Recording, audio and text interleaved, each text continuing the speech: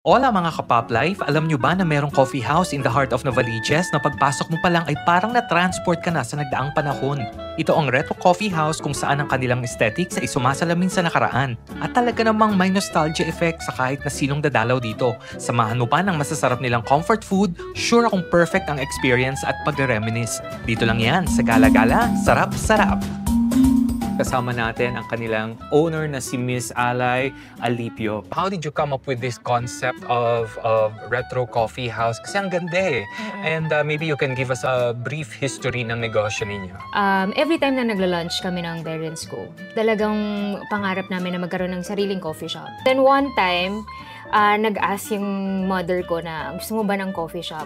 Sabi ko, in just one snap, umuo agad ako. Teka lang, sana all, one snap, tapos ina-ask kung gusto ng coffee shop, tapos may coffee shop na lahat. So, Yes. so ina-ask ka lang, Yes if you want a po. coffee shop? Kasi lagi namin siyang pinag-uusapan eh. Saan nang galing yung retro design or yung concept ng pagiging, let's say, old school, makaluma, and very nostalgic? Kahit before pa po kasi, sobrang fan kami ng nanay ko ng mga old houses, mga plaka, mga old songs. Kaya ganitong concept po yung nag-come up kami sa ganitong concept. Saan nang galing yung mga furnitures ninyo, yung mga gamit? Kasi I could see some of the cassette players there, old radios, boombox nga kung tawagin natin Yes, po. during 80s. Is it something that you bought from the outside, kino-collect niyo lang, or is this part of your family furniture? Yes, actually, halo-halo po talaga. Yung iba, katulad po nito, sa amin po talaga to. So, mga 100 years na siya. Talaga? Yes po, Cleopatra. Wow. So, At syempre, hindi makukumpleto ang ating Retro House Coffee Experience kung hindi natin titikman ang ilan sa kanilang mga best sellers pagdating naman sa pagkain. Una natin tikman sa kanilang mga best seller ay ang Aloha Pizza. Very light. At lasang-lasa mo talaga yung cheese. Tapos masarap yung complement ng pinya para hindi masyadong maalat. Sunod naman sa kanilang menu ang dangsilog o danggit silog na pinakapinipili sa kanilang all-day breakfast.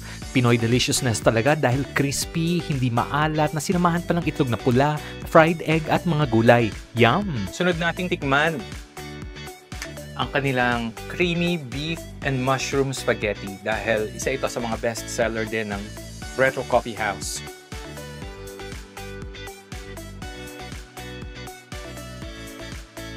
Masarap siya kasi meron siyang konting heat na lalong nagpapa-level up nung flavors nung kanilang creamy mushroom beef and mushroom pasta.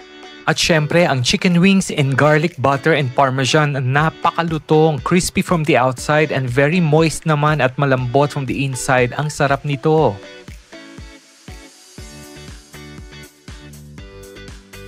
Sabi nga sa commercial, sarap to the bones. Finish! Siyempre, hindi papahuli ang kanilang Ice Milo Godzilla na nagbigay ng happy ending sa ating meal dahil sa combination nito ng drinks and dessert na talaga namang magpapaalala sa ating kabataan. So mga ka-Pop Life, G na kayo dito sa Retro Coffee House kung gusto ninyong mapuno ng nostalgia and good food ang inyong araw. Hindi lang pang magkakaklase o magkakatropa, swak din pampamilya. Bukas sila from Mondays to Thursdays, 11 a.m. to 10 p.m., Fridays to Sundays naman, 11 a.m. to 1 a.m. na may kasama pang acoustic band. Dito lang sila sa 91C San Agustin, Susana Road, Novaliches, Quezon City. Hanggang sa susunod nating Sarap Gala, dito lang sa Pop Life!